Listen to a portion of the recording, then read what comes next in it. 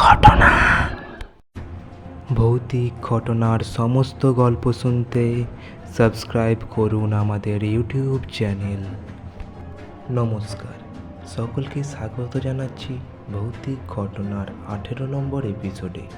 আমি সোমনাথ আছি আপনাদের সাথে। সাউন্ডে সুমন আর গ্রাফিক্স এবং এডিটিংয়ে রয়েছেন সোম। আজকে আপনারা শুনতে চলেছেন রামচরণের প্রেতের কাহিনী। তো আর বেশি দেরি না করে আমরা আজকের গল্পটি শুরু করলাম।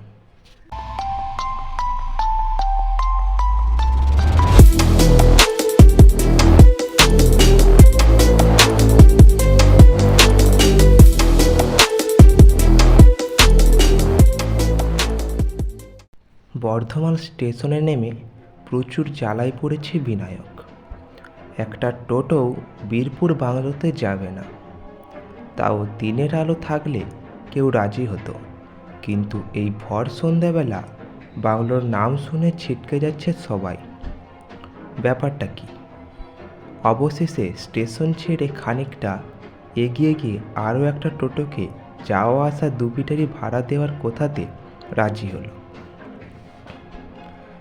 রাস্তার দুপাশে বিস্তীর্ণ ঘাসের মধ্যে দিয়ে এগিয়ে চলেছে টোটোটা। চাঁদের আলোয় গাছগুলো যেন নিষিদ্ধ প্রহরীর মতো দাঁড়িয়ে আছে। মুখে এসে ঝাপটা দিচ্ছে বাতাস। বিনায়কের এবারের লেখাটা জমে যাবে। একটা ভৌতিক গল্প, তার ওপর এমন জনমানবহীন বাংলোতে একা রাত কাটানো, সঙ্গে এই মায়াময় ছুটন্ত প্রকৃতি। শুনশান চারপাশ এতটাই শব্দহীন যে রাতচরা পাখির ডাক শুনলে বুকটা ছ্যাঁত করে উঠেছে।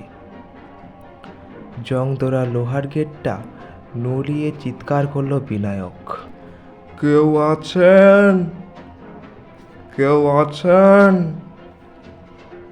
কারো সাড়া নেই। বেশ ভাবনায় পড়ল সে। গেটের ভিতরটায় হাত গলিয়ে তালাটা একটু নড়াতেই হাতে চলে এলো প্রাচীন তালাটা। এরপর বিনায়ক যেভাবে গল্পটা সাজাবে ভেবেছিল, ঠিক তেমনভাবেই একটা ক্যাচ শব্দ করে গেটটা খুলে গেল। বেশ খানিকটা দূরে বাংলোটা ছায়ামূর্তির মতো থম মেরে দাঁড়িয়ে আছে। টিমটিমে আলোটুকুও নেই। বাধ্য হয়ে মোবাইলের আলো জ্বালালো বিনায়ক। এখানে কি কারেন্টও নেই? তাহলে তো সর্বনাশ। মোবাইলে চার্জ দেবে কোথায়? বাংলো ঘেরা গাছগাছালির চাঁদের আলো মাটিতে এসে পৌঁছায় না। বিনায়ক বুঝল পরিচর্যার অভাবে একেবারে ঘন জঙ্গল হয়ে গেছে জায়গাটা। জঙ্গলের বুকে অন্ধকারটা যেন আরও ঘন হয়ে একটা বহুমুখী ছায়া রচনা করেছে। ঝিঁঝিদের সমবেত উল্লাস এক গা ছমছমে আবহের সৃষ্টি করেছে। এখানে কি সত্যি কেউ নেই? তাহলে তো ভারী বিপদ। দুদিন থাকার প্ল্যান করে এসেছিল সে। আজ রাতে না হয় শুকনো খাবার খেয়ে কাটিয়ে দেবে, কিন্তু বাকি দিনগুলো কি খাবে? আসার পথে একটা দোকানও তো চোখে পড়ল না। 7-5 ভাবতে ভাবতে বাংলোর দরজার কাছে এসে আবার ডাক দিল, কেউ আছেন? কেউ কি শুনতে পাচ্ছেন? ঝড়মরে ডানা ঝাপটিয়ে বিনায়কের মাথার উপর দিয়ে উড়ে গেল একদল বাদুড়। ঠিক তখনই সামনের কাঠের দরজাটা ফাঁক হতে শুরু করলো। ক্যাচুর কুচুর শব্দ যেন বহুকাল খোলা হয়নি। বিনায়ক দেখল দরজার ফাঁক হতেই একটা হ্যারিকেনের আলো এগিয়ে আসে তার দিকে। প্রথমে বুকের ভিতরটা ধপ করে উঠেছিল বইকি, কিন্তু পরক্ষণে দেখা গেল আলোর পিছনে কেউ একজন আছে। যতই সে এগিয়ে আসতে লাগলো, ততই তার অবয়বটা ধরা দিতে লাগলো বিনায়কের চোখে। হাড় গিলে গোল কুঁজো একটা বৃদ্ধ মানুষ। মুখের চামড়া ভেতর দিকে ঢুকে গালের হাড়গুলো বিচ্ছিরি রকম উঁচু হয়ে আছে। সামনের ঠোঁট ঠেলে বেরিয়ে এসেছে এবড়ো খেবড়ো দাঁত। সব থেকে অবাক করে তার চোখ দুটো। সরু চ্যাপ্টা হয়ে যাওয়া মুখের ওপর যেন পদ্ম পাতার জলের মতো দুটো চোখ লেগে রয়েছে। একটু ধাক্কা লাগলে যে কোনো সময় খসে পড়তে পারে। এত রাতে অচেনা অতিথি দেখেও কোনো উত্তেজনা নেই চোখে। শীতল চাবি, তার থেকেও হিমশীতল তার গলার স্বর। আসেন বাবু, ভিতরে আসেন। খানিকক্ষণের জন্য বিনায়ক অবাক হয়ে গেল। ও যে ওর পরিচয় দেবে তার খেয়ালই রইল না। হ্যারিকেনের আলোয় সিঁড়ি বেয়ে দোতলায় উঠে এলো। পিছন পিছন চলল বিনায়ক। ওপরে লম্বা বারান্দা, বারান্দার শেষ মাথায় টেবিল চেয়ার পাতা। কাছে পিঠে কোথা থেকে একটা প্যাঁচা ডেকে উঠল। বিনায়কের এতক্ষণ পরে মুখ খুলল। বলছি কোন ঘরে থাকবো? ধীর পায়ে চলতে চলতে ধুম করে থেমে গেল লোকটা। বিনায়কের দিকে পিছন ফিরে বলল, যে ঘরে খুশি, কেউ তো আসে না এখানে, তাই ফাঁকাই থাকে। লোকটাকে টোপ কাটিয়ে গিয়ে বিনায়ক নিজেই একটা ঘর বেছে নিল। দুটো ঘরের মধ্যে একটা ঘরের সাথে লাগোয়া বাথরুম ও সেটাকেই বাছল। বৃদ্ধ লোকটি টেবিলের উপর হ্যারিকেন রাখলো। জানালো সরকারি লোকেরা আলো কেটে দিয়েছে, লোক আসে না, রোজগারও নেই, তাই হ্যারিকেনই ভরসা। খাবারের কথা জিজ্ঞেস করাতে রামচরণ জানালো, আজকে ভাত আর দেশি মুরগির ঝোল ছাড়া আজ রাতে আর কিছু হবে না। কাল দুপুরে কচি পাঁঠার ঝোল রান্না করে দিতে পারবো। কিন্তু রাঁধবে কে, আপনি? হ্যাঁ, এ বাড়িতে আমি ছাড়া আর কেউ নেই। বিনায়ককে আর কিছু ভাবার অবকাশ না দিয়েই লোকটি বলল, আলোটা রইল কেমন? আপনি জামা ছেড়ে হাত মুখ ধুয়ে নিন। না না, আলোটা আপনিই নিয়ে যান, নইলে অন্ধকারে দেখতে পাবেন না। তারপর রামচরণ বলল, এবারই সব জায়গায় আমি চোখ বুজেই চলতে পারি, বহু বছর হয়ে গেল তো। কথাটা শেষ করেই লোকটি দরজার কাছে যেতেই বিনায়ক বলে উঠল, ও সরি, এতক্ষণ আপনার নামটিই জানা হয়নি। বৃদ্ধ লোকটি বিনায়কের দিকে চেয়ে বরফের মতো ঠান্ডা সুরে বলল, রামচরণ। অকারণেই বিনায়কের শিরদাঁড়া দিয়ে একটা কনকনে শীতল স্রোত বয়ে গেল। বিনায়ক দেখল ওই খুটখুটে অন্ধকারে রামচরণ অবলীলায় সিঁড়ির দিকে চলে যাচ্ছে। মনে হলো যেন ওর চোখ দুটোতে হ্যারিকেনের আলো জ্বালা আছে।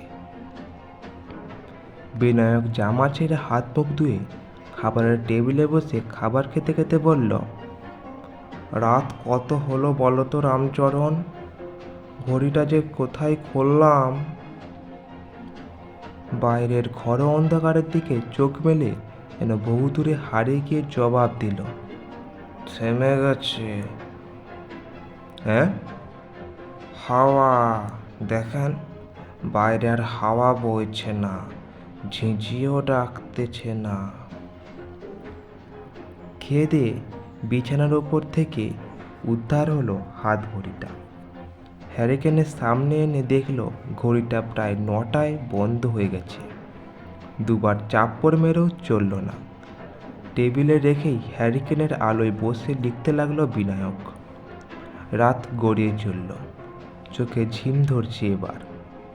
বাইরে নিশাচর প্রাণীদের উল্লাস বোধহয়, কিন্তু এখানে কি সবার মুখেই কুলুবাটা? নৈশব্দ চুরমার করে অনেকদিন পরে হঠাৎ শিয়ালের ডাক কানে এলো বিনায়কের। তার সাথে আরও একটা শব্দ আসছে তার কানে। শব্দটা যেন হাড় মাংস চিবিয়ে খাওয়ার শব্দ। তার শব্দটা আসছে বাড়ির নিচের বাগান থেকে। বিনায়কের ভয় করতে লাগলো। আওয়াজটা ক্রমাগত আসতে থাকায় বিনায়ক এবার উঠে দাঁড়ালো। তারপর যেতে লাগলো বাড়ির সদর দরজার দিকে। বিনায়ক দরজা খুলে যেতে লাগলো বাড়ির পেছনের বাগানের দিকে। আর সেদিকে একটু এগোতেই একটা অবয়ব দেখতে পেল। বুঝতে বাকি রইল না এটা কে। রামচরণ। কিন্তু রামচরণ এখানে কি করছে? আবছা আলোয় বিনায়ক যা দেখল তাতে আঁতকে উঠল। দেখল রামচরণ দুটো ছাগলের মাথা নিয়ে কড়মড় করে চিবিয়ে খাচ্ছে। চারপাশ রক্তে ভরে যাচ্ছে। ধরপড় করে বিছানায় উঠে বসল বিনায়ক। চোখ খুঁচলে দেখল সে বিছানায় বসে আছে। বাইরে খোলা বারান্দা দিয়ে ঢুকে আসছে সকালের আলো, তবে সেটা মন মরা। গরমে জানলা খোলাই ছিল, তাই ঘরে বসেই বাইরের কালো মেঘের গোমড়া মুখ দেখতে পেল সে। এমন এক ভয়ানক স্বপ্ন কেন দেখল ও? এটা তার গল্পের প্লট ছিল না। আরও একটা ব্যাপারে অবাক হলো বিনায়ক। রাতেও টেবিলে বসেই লিখছিল। হিসাব মতো ওখানেই ঘুমিয়ে পড়ার কথা, কিন্তু বিছানায় এলো কখন কিছু মনে পড়ছে না। বাইরে এসে ডাক মারল, রামচরণ, রামচরণ। কারো সাড়া নেই। রামচরণ, রামচরণ। আবার ডাকলো, উত্তর এলো না। সকাল সকাল গেলটা কোথায়? একটু চা না হলে যে ওর মাথা ধরে যায়। কত বেলা হলো সেটাও তো দেখার উপায় নেই। ঘড়ি, মোবাইল সব বন্ধ। কাল রাতে বাইরেটা বোঝা যায়নি, কিন্তু এখন একেবারে স্পষ্ট। বাংলোর চত্বরটা অনেকটা বড়, গাছে ঢাকা পুরো বাগানটা। বাংলোর বাইরে বেরিয়ে এলো বিনায়ক। একটু চা না খেলেই নয়।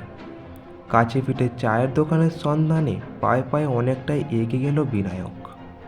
একটু দূরেই দেখল অনেক মানুষের ভিড়, পুলিশের জিপ আর দুটো টোটো দাঁড়িয়ে। হয়েছেটা কি? কৌতূহলবশত এগিয়ে গেল বিনায়ক। কাছে যেতে শুনল কাল রাতে একটা অ্যাক্সিডেন্ট হয়েছে। বিনায়ক ভিড় ঠেলে অনায়াসে সামনে এগিয়ে গেল। ঠিক তখনই মেঘলা আকাশের বুক চিরে একটা বাজ পড়ল। বিনায়ক আঁতকে উঠতেও ভুলে গেছে। ক্ষেতের ওপর একটা টোটো দুমড়ে মুচড়ে পড়ে আছে। পাশে ছিটকে পড়ে আছে দুটো লাশ। দুজনেই ভীষণ চেনা বিনায়কের। একজন কালকের টোটো ড্রাইভার, যে বিনায়ককে পৌঁছে দিয়ে ছিল বীরপুরের বাংলোতে, আর অন্যজন বিনায়ক নিজে। কাঁপতে কাঁপতে নিজের লাশের কাছে গিয়ে হাঁটু গেড়ে বসে পড়ল বিনায়ক। মাথা ফেটে মুখের চারপাশে চাপ চাপ রক্ত। চোখ দুটো তখনও একদৃষ্টে চেয়ে আছে আকাশের দিকে। রক্তমাখা ঘড়িতে রাত 9টা বেজে থেমে গেছে। কাঁধের ব্যাগটা কোথায় দেখতে পেল না। বিনায়কের মনে পড়ল কাল যখন বাংলোর কাছাকাছি চলে এসেছে, তখন উল্টো দিক থেকে প্রচণ্ড গতিতে আসা একটা লরি উড়িয়ে দেয় তাদের টোটোটাকে। তারপর আর কিছু মনে নেই। বিনায়ক দ্রুত দৌড়ে লোহার গেট ঠেলে সিঁড়ি বেয়ে দোতলায় চলে যায়।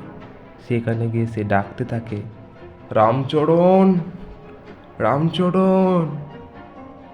দুঃখ আর ক্ষোভে তার কাঁদতে ইচ্ছে করছে।